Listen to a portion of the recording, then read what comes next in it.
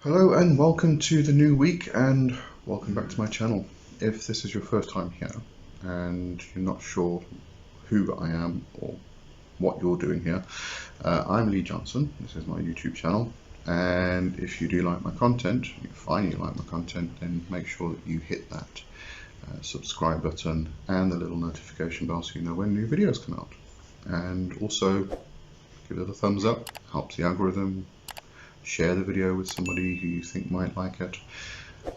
Comment, all the usual YouTube stuff that I tend to forget myself. So I have to remind people because I have to remind myself. All right, just a quick announcement before I get into the topic. I have taken I've got a South African website, devilmademe.co.za. I have added it into my Linktree, so if you go into the description you should find Linktree/Lee W. Johnson.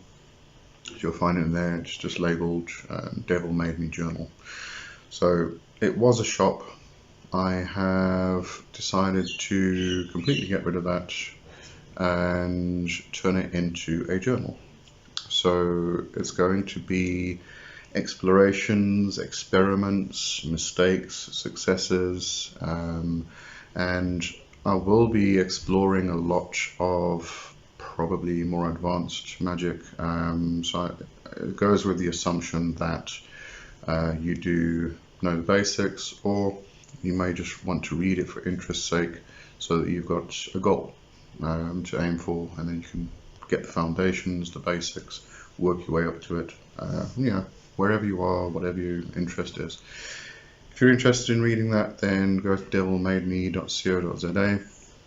As I said, it's going to have all my mistakes as well. It's just going to be a journal, and I'm incorporating or going to be writing on various things.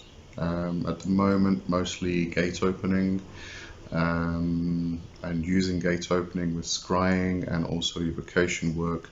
I'm kind of taking methods from other people and adapting them, adjusting them to suit me, to also be able to do such things in a smaller space, because some of the rituals, some of the techniques and practices do require quite a large space, and I don't have a large space, and a lot of people don't have a large space. So I'm going to be experimenting and exploring and creating new things, or adapting, let's put it that way, for particular requirements. So there's going to be gate opening. I'll also be having a look into Kabbalistic gate opening, which is quite different. That's, if we look at demonolatry style gate opening, it is about opening these gates and bringing that raw energy into your space, into your working space, whereas something like Kabbalistic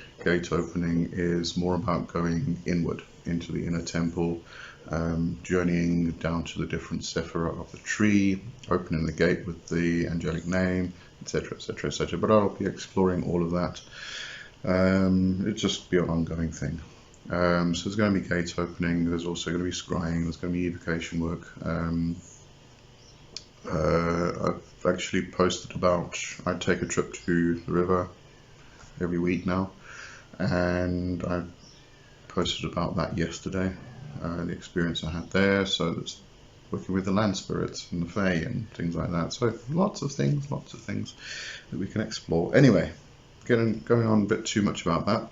If you are interested, you know where to go. Go to the Linktree, go to Devil Made Me Journal, and you can subscribe to the newsletter or mailing list. It's really just once a week. I'll let you know that there's new posts. New posts get sent to you. That's all it really is. Okay, so anyway, let's get into it. I was asked to speak about the dark feminine. Now, this is probably going to ruffle a few feathers. This can be a bit of a sensitive topic. Quite often we have to talk about binary aspects in order to get to the balance of everything. So if you'd like to continue the discussion, you can always join me on the Red Coven Discord server. and we can chat about things and learn from each other, really. That's what it's all about, isn't it? We're learning from each other, we're doing magic, we are progressing, we are growing, and we have to do that quite often by discussing topics, you know? So, the dark feminine. Now, when we talk about the dark feminine, what we're really talking about is this aspect of what people have separated, the light feminine from the dark feminine. So the light feminine is often considered to be the good woman, the one who it's very patriarchal. Quite honestly, it pisses me off completely. It's quite often seen as the good wife, the one who is submissive, who says the right things, does the right things, looks after the husband, doesn't swear, all that crap. Whereas the dark feminine is often considered to be that aspect of the feminine nature which is total polar opposite of that. Very sexual in nature. Taken both to an extreme, to start there, let's take both to an extreme, and then we can meet somewhere in the middle. So if we take both to the extreme, then the light feminine is the barefoot and pregnant in the kitchen type wife of the patriarchal society, whereas the dark feminine is the one who is out drinking at night, picking up men, having one night stands with men, and all of that. The sexual, the drinking, the drugs, those are the complete polar opposites. So what we want to achieve is a balance between the two. A lot of our society is focused around this light feminine aspect and rejects the dark feminine.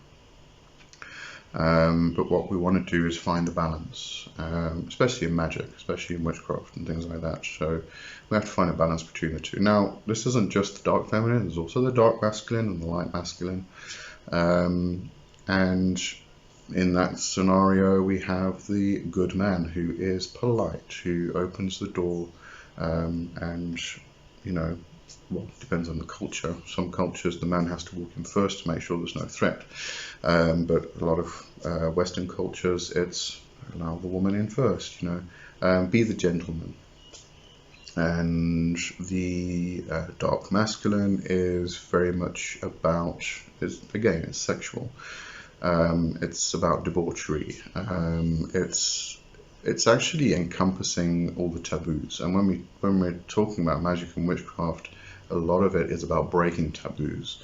There's a lot of energy that can be found in engaging with a taboo and breaking it. That breaking just releases so much energy because of it incites a lot of emotion, a lot of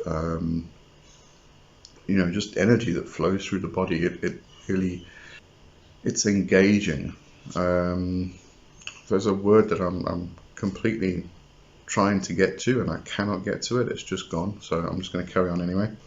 Alright, so really the dark aspect is that has to do with taboos, what we consider to be taboos. Debauchery, drinking, drugs, sex, rock and roll, etc., etc. All the things that we enjoy. But the key to all of this is to find that balance between the two. It's not to reject one or reject the other. This is very similar to considering the ego. A lot of cultures or traditions or paths or spiritualities, religions will say that we have to get rid of the ego, we have to cut it off, we have to remove it, we have to throw it away, we have to just reject it because the ego is bringing us down. What I was taught was that we have to strengthen the ego, especially if we are doing spiritual workings which causes us to move into alternate realities. We need to strengthen the ego, because the reason for that is because we need to create an anchor. And therefore, when we do venture into non-ordinary or alternate realities, we've got an anchor which pulls us back. So, there's all these different views, but what view makes more sense to you? For me, it is strengthen the ego and make an anchor. And through that strengthening, we gain control of our ego self. And that's really what it is. It's about getting control of these things. I was reading something about the dark feminine. One of the suggestions was for a woman to find a man who has gotten control of his dark masculine, because through that control, he's not going from one extreme or the other, into one extreme or the other extreme. He has control of it, and therefore he's brought his entire aspect, his ego self, into balance. And through that process, what often happens is there's also a balance between the feminine and the masculine. This is all binary, I know. But through that process, what usually happens is that because we find balance between all of these different aspects, we come into an inner non-binary state. And we then have control over all of these things. So as I said, there was a suggestion I saw and read, if a woman seeks out a man who has mastered his dark masculine, then she can safely explore her own dark feminine and bring that whole thing into balance again. And again, through that process, somebody who's exploring their dark feminine will bring their light and dark feminine into balance, which will then lead to their overall masculine and feminine, bringing those into balance, which then creates a non-binary inner self, if we can put it that way. There's probably better words I can choose for this. Just doing my best to try and explain it. So as I said, if you want to continue the discussion, then please do so. But now, when we talk about the dark feminine, we can also talk about the dark goddess. And I think the perfect example here would be Kali. Now, a lot of people will view these dark goddesses, especially Kali, who is seen with this garland of heads around her neck and a skirt of arms, literal, not weapons, but literal arms, and the red tongue, the blue skin or the black skin. Sometimes, depending on the artist, it's sometimes black, sometimes blue, and the red tongue which is sticking out, and with often got 4 arms, 2 on the left of usually one is holding a severed head, and the other one is holding a sword which has severed that head. So there's all this what a lot of people consider to be malicious type of imagery, and sadistic and evil and bad, and you can't go to Kali because she's going to cut our heads off. Yeah, great, please do, and I'll tell you why. If you've looked into the symbolism of Kali, this will obviously make sense to you. If you haven't, and you just see this dark goddess with this black skin and all of this symbolism, which is blood and severed heads and severed arms and all of these things, and you don't know all the symbolism behind it, it's going to give you a bit of a different impression. Alright, so I'm going to refer you to a book. I've actually spoken about this one before. It's called Agora at the Left Hand of God. It's by Robert E. Swoboda, if I remember his name correctly. I haven't got on the title page here. I'm going to read you some passages out of this book, and this actually explains it extremely well. And when we talk about going to these spirits, the dark goddess, and I talk a lot about demons on this channel, and from a Western perspective, a lot of people hear the word demon and they think, oh, it's evil, because that's how they've been raised. We've been raised by this Christian worldview in this Western world, and that's what we hear as we're growing up as children, and that's what gets ingrained. Demons are evil. But it depends how you approach them, how you understand them. If you've explored the roots of the word itself, but also the roots of these spirits that we're talking about. And what often happens is somebody who still has that Christian worldview ingrained in them and starts working with a demonic force is going to see fire and brimstone and something quite grotesque and evil and what have you, because that's their expectation. And this guy speaks about this quite a bit in here. So I'm just going to read you some bits out of this. People think that Smashan Tara, that's one of the names of Kali, or manifestations of Kali, is the most terrifying of goddesses, and she is. One of her names is Bhayankari, that is the Terrifier. But if you go to her with a heart full of love for Lord Krishna, she becomes Radha, Krishna's greatest lover. If you treat her as a mother, she loves you as a mother loves a child. But if you have no faith in Ma, the great goddess, and if you fail, then there remains nothing for you but to be born over and over again until you get it right. You may go to an image of Ma and tell her, "Wow, Ma, how lovely you are," or "how frightening," or whatever. But the emotion you feel is only a reaction to her outer form. You must know what sort of being you are worshipping if you ever want to develop a real relationship with her, if you ever want to get underneath her skin and reach her inner being. So that's really, when we view these images, we're viewing the outer shell, the outer appearance. So just some of the symbolism. Why is she blue? Robert Swoboda actually, I'm going to read this because this is actually something that Sri Ramakrishna wrote or said.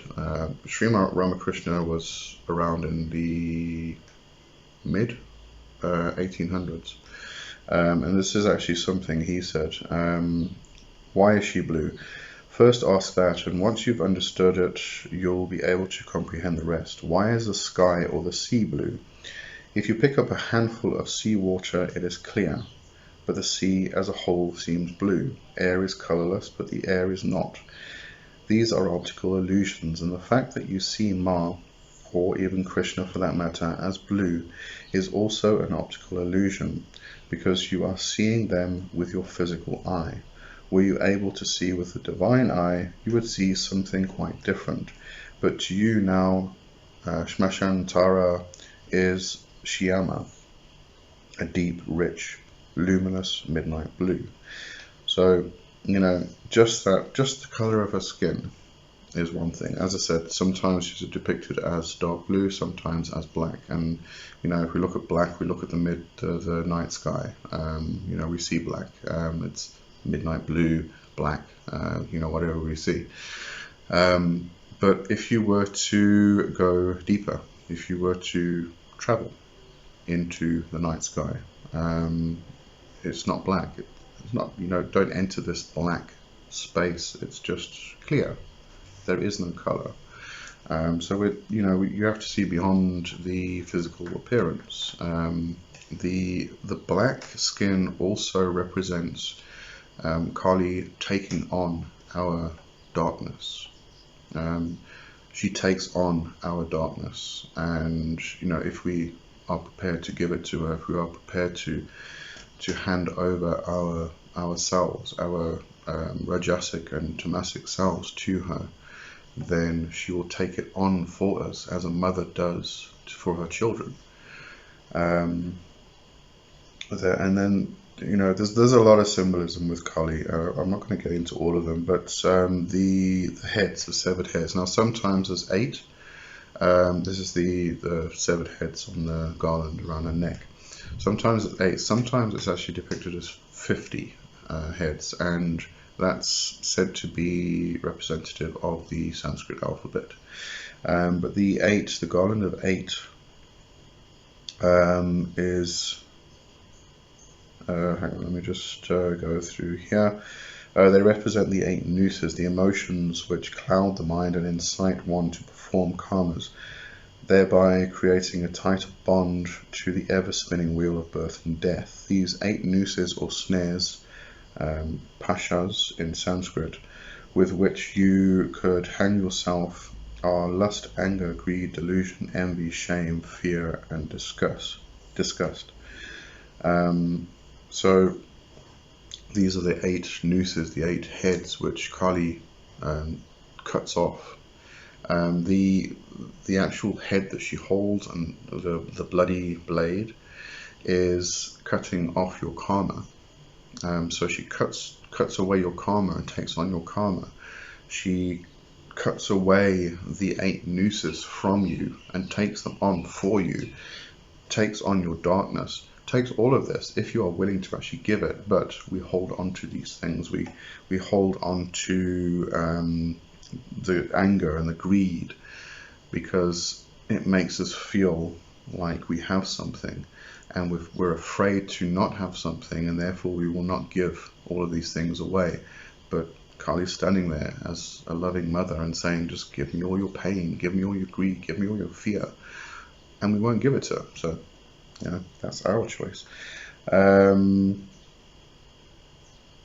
Also, the skirt that she wears of the arms is also releasing the karmas, taking on your karmas, and it covers her belly and her pelvic area, because these are where we mostly like to, or where we create these karmas mostly, from food and sex.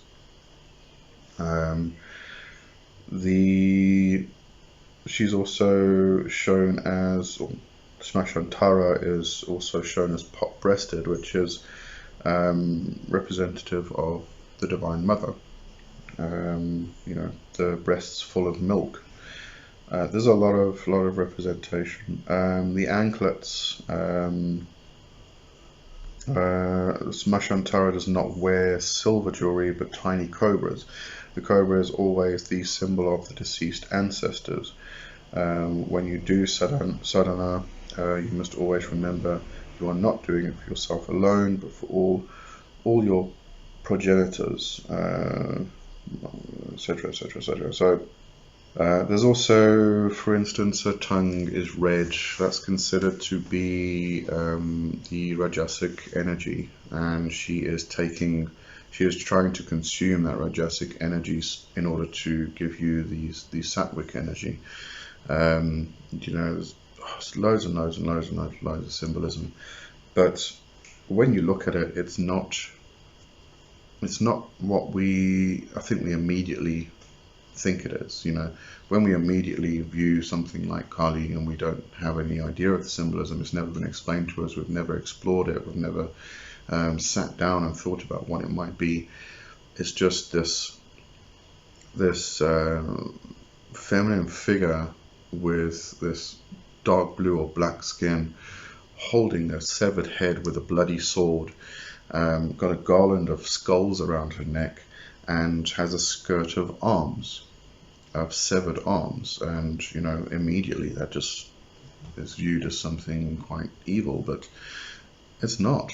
You know, when you look beyond the appearance, when you look beyond the dark blue or the black skin, and you realize that it's actually, there's nothing, it's clear, it's pure, then we start to look at the other symbolism, the severed head, the garland of 8 skulls, the severed arms, which are the taking off on a karma, the black skin is the taking on of your darkness.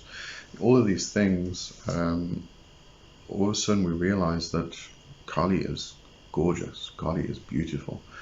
Kali is magnificent. She is the mother. She is the divine mother who wants to love you, and all you need to do is just go to her as a child would. But it's only when we see beyond that image, and we find that with a lot of things. We see everything at surface value. We don't even take the time to look beyond that surface appearance to what's beneath, what's underneath. And as witches, as magicians, as people who follow these types of spiritual paths, we should be looking beyond and beneath, because we talk about the underworld. Where's the underworld? The underworld is below the skin. It's below the skin of a leaf. It's beneath the skin of a rock. We need to look beyond. We need to look further than just the surface appearance. And this goes with everything. And it goes with the divine, with the dark goddess. It goes with the dark feminine. It goes with the dark masculine. It goes with everything. We have to look beyond it and try and find the actual. We have to find what's beneath and what is beyond, and bring everything into harmony. I like that word, harmony. That's a better word. Bring everything into harmony and balance, and then we can't go wrong. That's what witchcraft is all about. Anyway, really been rattling on today, so I hope that covers the topic enough, and I hope I didn't ruffle too many feathers with that. So I'll see you next time. Have a good one. Cheers for now. Bye bye.